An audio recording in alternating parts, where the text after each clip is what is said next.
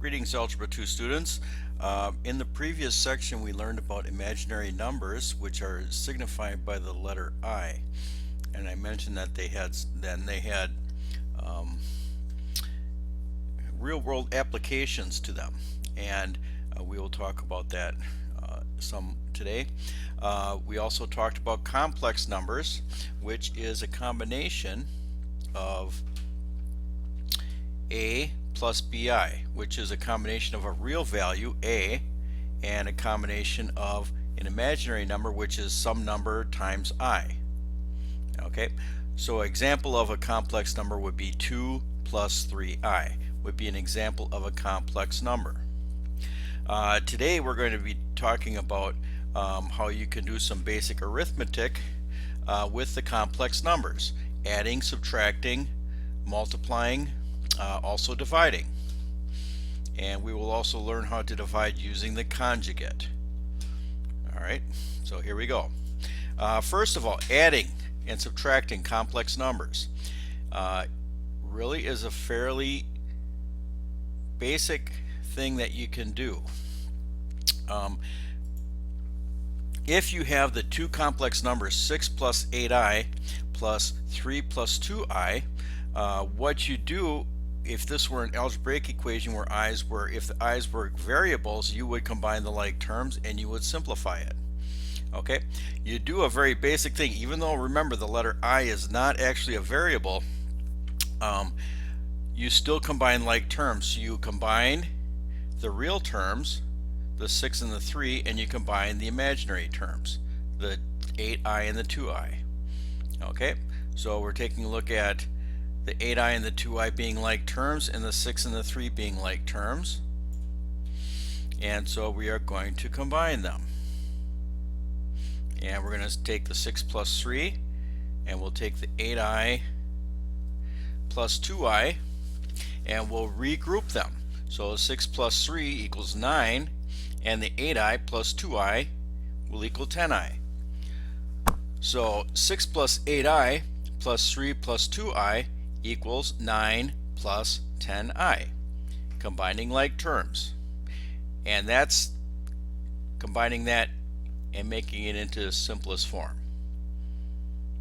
Okay, so adding complex numbers is not terribly difficult when you have two complex numbers that are set up like that.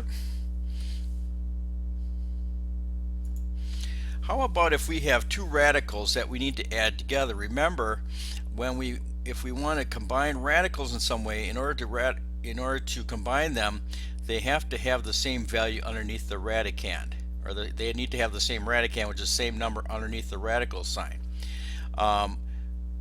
What sort of complicates it a little bit is the fact that we have negative values in the radicand, which means that our values are going to be imaginary values. But much of it is going to be the same as you've done in the past. Try to make them the same if you can. If they can be the same, then you can combine them. If you cannot, then you don't combine them. Alright, so we're going to start by dealing with the imaginary aspect of it. Alright, and we talked about this yesterday, that if you have a negative value underneath a radical, you can take that and factor it into -1 times 24 in the case of -24, and in the case of -150 we can take -1 times 150. Alright, and write it like that. Remember that the square root of -1 equals I, so we can take the I and we can take them both and put them outside of the radical. So the left term becomes 4i times the square root of 24 plus I times the square root of 150. Now, if the square root of 24 was not able to be simplified and the square root of 150 was not able to be simplified, then we would be done with this problem. However, we can simplify those further, because we can break 24 into 4 times 6. And we can break the 150 into 25 times 6. Now, what's the significance of that? Well, you know that the square root of 4 equals 2, and you know that the square root of 25 equals 5. So we can break this down further by taking those values and putting them outside of the radical. Remember, we're trying to get everything out of the radical that we can get out of there. Okay, and so what you get then is, since square root of 4 is 2, we have on the left term, we have 4 times 2, which is 8, I times the square root of 6. And since the square root of 25 is 5, then that becomes 5 times I times the square root of 6. Lo and behold, our two radicals are the same, so now we can combine those as 13I times the square root of 6. And basically you just take the two terms and the coefficients and you add them together. Now, they both have an I that are with them, and so that allows you also to combine them. If one of the terms had an I and the other term did not have an I, then you could not combine them. But since they both do, and they both have the square root of 6, then that means that those can be combined into one term. Okay.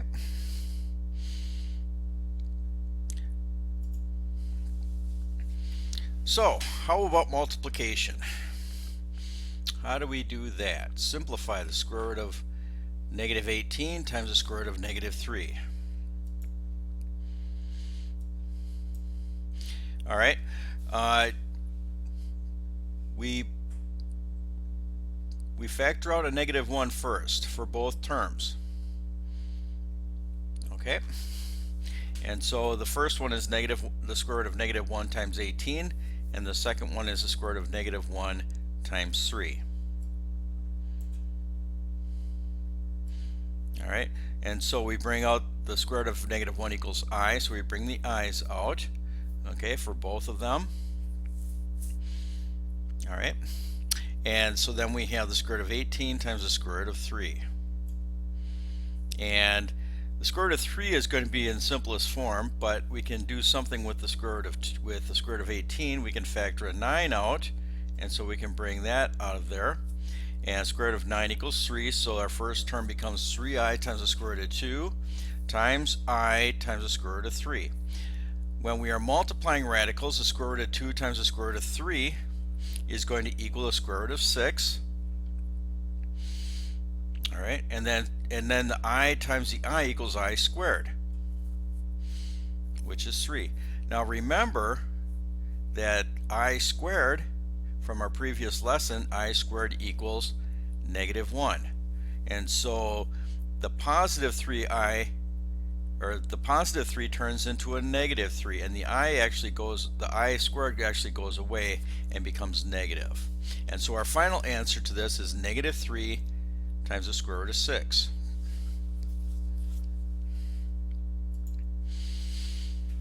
All right, next one. And you can pause this, and if you need to pause this and take a look at some of the problems and work it out, that's fine. I am limited to the amount of time I can do this on YouTube.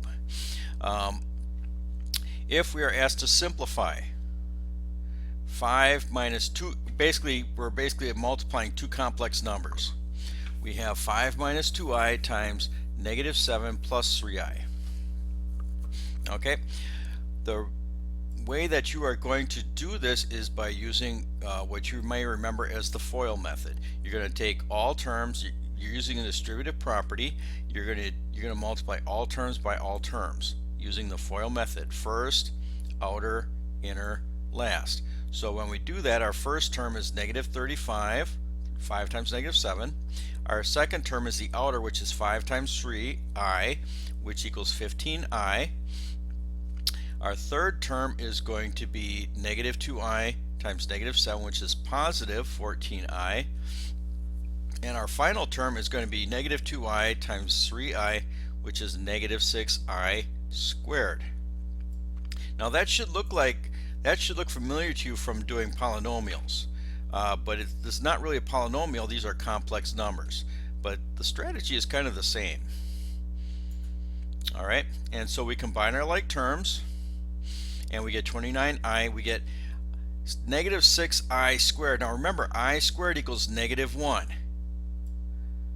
Okay, negative I squared equals negative 1. So we can factor that, and now we have two terms that are numeric. We have negative 35 and we have positive 6. And so those two terms then can also be combined into one term, which is negative 29. So our answer to this is going to be negative 29 plus 9i.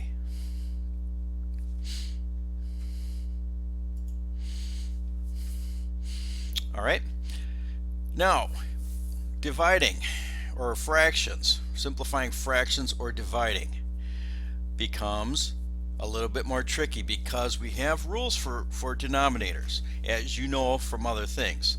One of the rules that we have now that we have introduced the imaginary number I is that a fractional answer cannot have an imaginary number in the denominator. Well, that means that if you have, for example, 6 over 11i, the way that you're going to solve that is to multiply the top and the bottom of the fraction by I.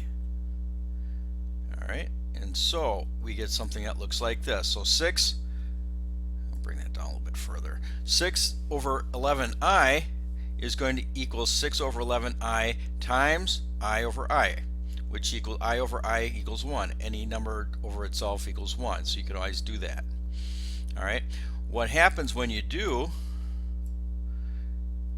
is our bottom term becomes 6, or our top term becomes 6i, and our bottom term becomes 11i squared.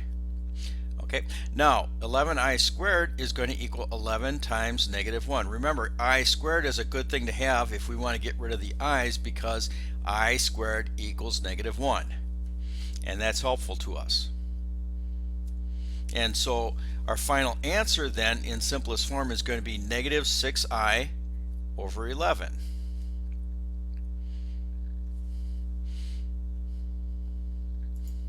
Final slide. Simplify 5 over a complex number. Okay, when we have a complex number in the denominator, we need to use the conjugate to figure it out, or to solve it, to simplify it, because again, we cannot have an imaginary number in the denominator. And so we're going to multiply by the conjugate, top and bottom. So our original fraction is 5 over 2 plus 3i, 2 minus 3i, and we're going to multiply that by the conjugate, top and bottom. 2 plus 3i, or 2 plus 3i over 2 plus 3i. And then we'll do the math. This one becomes a little bit more complicated.